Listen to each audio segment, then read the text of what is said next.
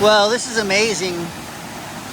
This is my little fishing hole with clear water and a couple of feet deep. I mean, it's literally, it rained a little bit, and when it rains,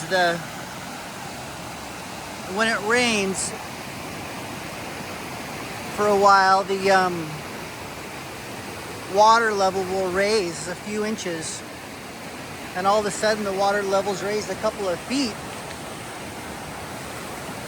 I usually fish under and around this rock.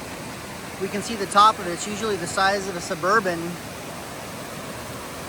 But there must have been a landslide or something. I mean, I don't even know what could cause all of this water. I mean, it's only a couple of more feet, and it would be at the level of the hurricane last year. So, I mean, that's a 3 foot.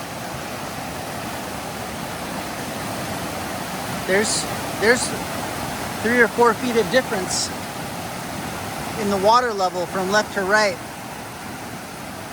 I'm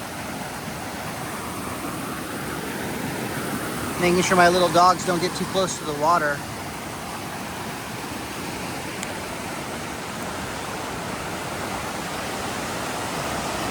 If Peppermint went in, I don't know if I could run fast enough to go get her.